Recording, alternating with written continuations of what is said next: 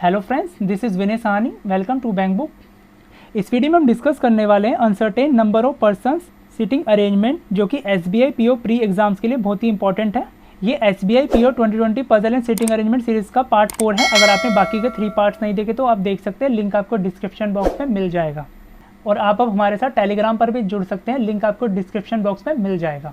And पहले video को pause करके खुद से ट्राई करें एंड देन हमारी अप्रोच देखें, टाइम में डिफरेंस जरूर मिलेगा। आइए चलिए शुरू करते हैं। पजल में दी हुई गिवन इन्फॉर्मेशन को केयरफुली रीड करते हैं। A certain number of person are sitting in a row facing north. कुछ पर्सन हमें दे रखे हैं पजल में, ये डिफाइन नहीं कर रहा कि कितने पर्सन हैं और सारे के सारे नॉर्थ की ओर देखते हैं। तो यहाँ पे अगर कभी भी किसी भी पजल में आपका है कि कोई पर्सन नॉर्थ की तरफ देखते हैं, जो हमारा राइट होगा और जो अरेंजमेंट में गिवन होगा उसका भी राइट वही होगा पर्सन का, और जो हमारा लेफ्ट होगा गिवन पर्सन का भी वही होगा लेफ्ट। इतना आप सभी के समझ में आ चुका होगा। अब आगे चलते हैं। The number of person sitting between A and G is same as between G and D। इसका मतलब है कि जितने पर्सन A एंड G के बीच में बैठे हैं उतने ही सेम है G एंड D के बीच में बैठे हैं। तो इसमें G जो है कॉमन हो गया, तो इसको नोट कर लेते हैं कंडीशन को इस तरीके से। G हो गया और यहाँ पे लिख देते हैं क्या, A एंड G है तो यहाँ पे लिख देंगे A सेम, यहाँ पे भी सेम लिखते हैं, और आगे क्या दे रखा है D।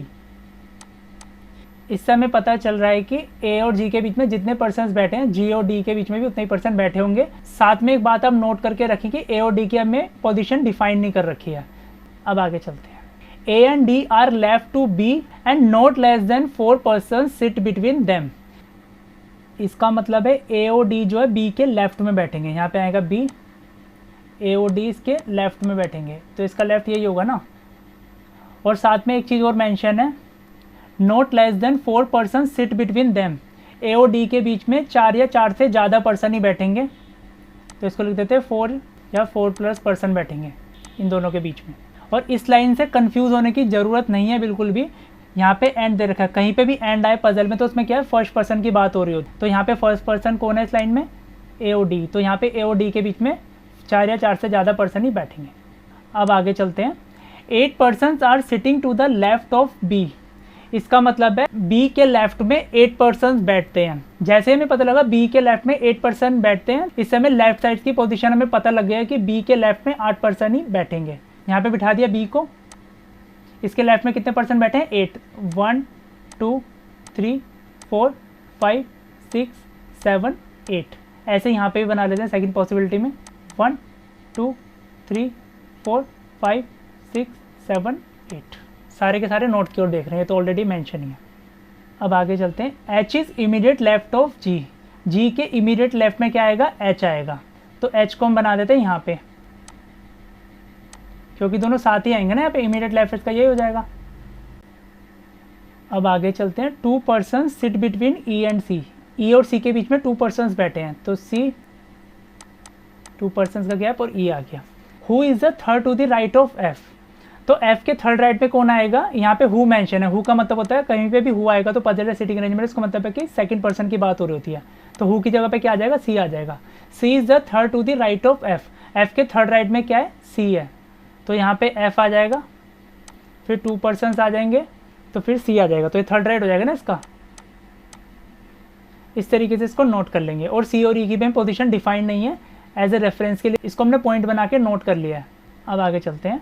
Only 1 person sit between B and F। B और F के बीच में ओनली 1 पर्सन बैठेगा, B 1 पर्सन और F आ जाएगा।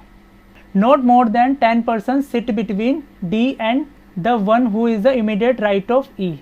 इसका मतलब है E के राइट में जो पर्सन बैठा है उसके और D के बीच में जितने भी पर्सन बैठे होंगे वो 10 या 10 से कम होंगे, 10 से ज़्यादा नहीं होंगे। अब हमने पजल की सारी इन्फॉर्मेशन को नोट कर लिया है। अब बचे हुए पर्सन्स को बिठाते हैं। सबसे पहले हम इस वाली कंडीशन को उठाते हैं, ठीक है।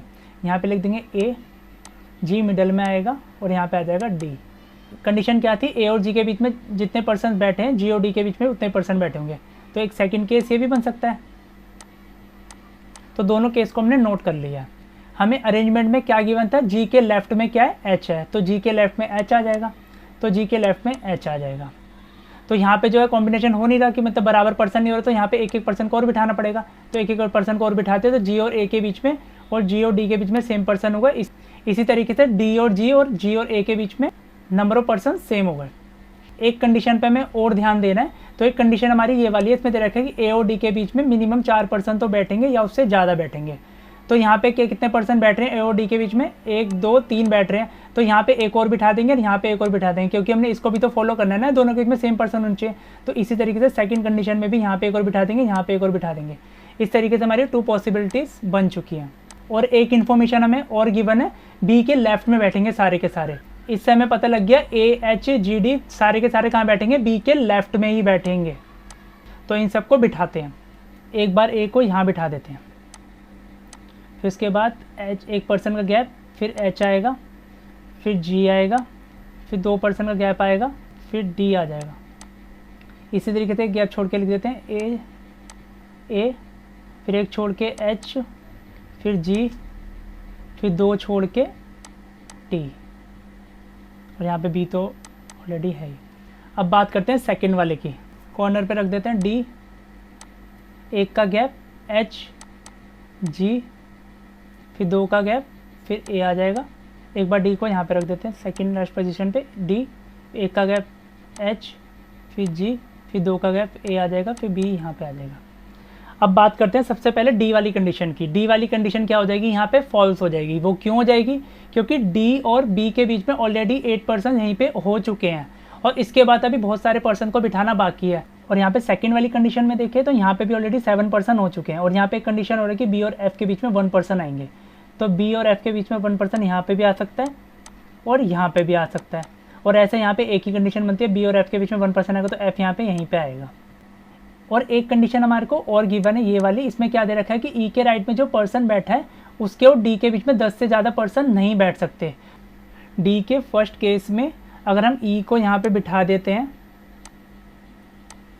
और यहाँ पे राइट में पर्सन आ जाएगा, हालांकि इसमें और भी पर्सन अभी बिठाने बाकी हैं, तो तब भी 10 से ज़्यादा पर्सन एक्सीड कर गए हैं। तो ये वाले कंडीशन डी का फर्स्ट वाला केस रॉन्ग हो जाएगा। इसी तरीके से डी और बी वाले केस को देखेंगे, अगर एफ को बाहर रखते हैं तो ऑलरेडी रॉन्ग हो ही जाएगा। अगर मान लो एक कंडीशन लेते हैं एफ को अंदर की ओर रखते हैं, तब भी यहाँ पे कितने प्लेसेस हमारे फेल्ड हो जाते हैं, 1 2 3 4 5 6 7 8। यहाँ पे ई और उसका जो राइट वाले पर्सन है उसको बिठा नहीं सकते, क्योंकि यहाँ पे और भी पर्सन को बिठाना बाकी है। तो उस हिसाब से सेकंड वाला केस भी रॉन्ग हो जाएगा। तो खाली फर्स्ट वाले केस को हम फॉलो करेंगे। अब बात करते हैं इस वाले केस की। बी और एफ के बीच में कितने पर्सन बैठे हैं, 1%।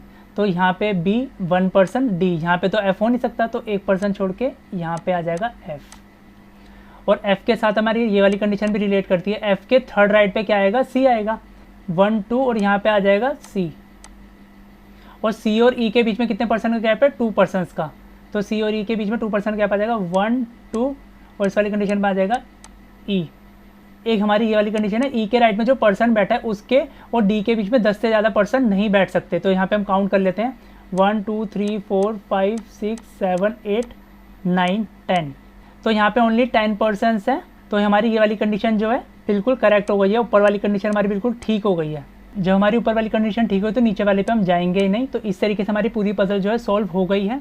इस टाइप के पजल्स की अच्छे से प्रैक्टिस करें, क्योंकि एसबीआई के एग्जाम में इस टाइप की पजल पूछी जा सकती है। अगर आपको इस वीडियो में कहीं पे भी डाउट हो तो कमेंट सेक्शन में पूछ सकते हैं, और इस वीडियो को अपने फ्रेंड्स के साथ भी शेयर करें ताकि उनकी भी हेल्प हो सके।